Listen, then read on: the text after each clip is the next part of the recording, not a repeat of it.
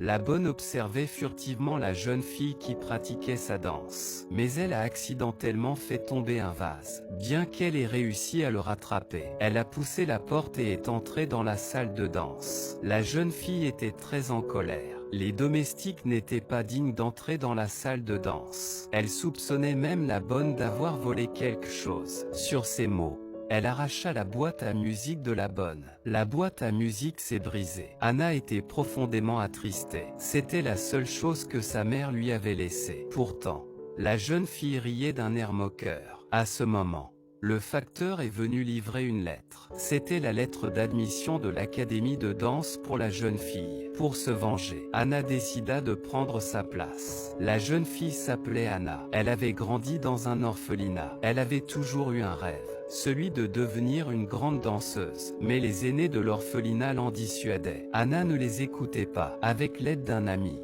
elle s'échappa de l'orphelinat. En chemin, sa boîte à musique tomba en panne. Le garçon l'aida gentiment à la réparer. Après un long voyage, ils arrivèrent enfin à Paris. Mais l'homme tomba accidentellement du pont. Heureusement, il fut récupéré par un bateau. Anna marchait seule dans les rues. Elle arriva à l'Opéra de Paris. C'était le paradis de chaque danseur. Anna entra. Elle vit de véritables danseuses. Leur technique et leurs mouvements gracieux, comme des cygnes qui dansaient. Anna était fascinée. Elle tendit les bras. À ce moment, un gardien apparut soudainement. Il la prit pour une voleuse et voulut la faire partir. Anna expliqua qu'elle regardait simplement les danseuses. Mais le gardien ne la croyait pas. Il voulait même la frapper. C'est alors qu'une bonne handicapée apparut. Elle demanda au gardien de relâcher la jeune fille. Sinon, elle rapporterait au directeur que c'était sa négligence qui avait permis à une voleuse d'entrer. Le gardien n'eut d'autre choix que de la laisser partir.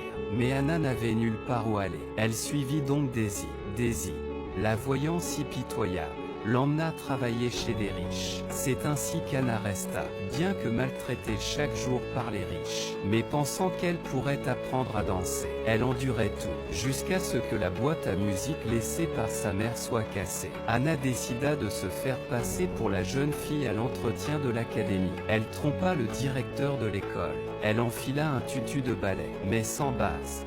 Elle ne savait pas danser. Elle ne connaissait même pas la position de base. Les autres sautaient avec légèreté. Elle seule retombait lourdement. Les autres étaient coordonnés. Elle seule manquait de rythme. Le professeur était perplexe en la regardant. Il commença à la critiquer. Ici, tout dépendait du talent. Et il informa tous les élèves qu'une personne serait éliminée chaque jour. Le vainqueur final pourrait jouer dans une pièce de théâtre. Tous redoublèrent d'efforts après avoir entendu cela. Seule Anna était la moins performante, sur le point d'être éliminée. Elle remarqua quelqu'un bloqué sur place. C'est ainsi qu'Anna passa encore une fois. Mais ce n'était pas une solution permanente. Sans véritable talent, elle finirait par être éliminée. C'est alors que Daisy la découvrit. Elle avait recueilli la fille qui se faisait passer pour l'enfant de ses maîtres. Anna s'excusa auprès de Daisy avec remords.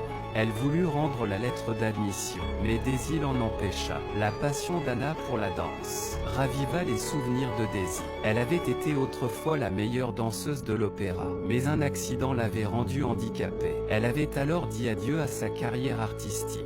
Elle voulait aider Anna à devenir une vraie danseuse. Le lendemain, elles commencèrent l'entraînement. Daisy demanda à Anna de sauter pour toucher une clochette, sans faire d'éclaboussures en retombant dans l'eau. Personne ne semblait pouvoir y arriver. Peu importe combien de fois elle essayait, le résultat était le même. Anna voulait abandonner, mais une plume attira son attention. Elle comprit instantanément. Une danseuse devait être légère comme une plume. Elle essaya à nouveau et réussit enfin.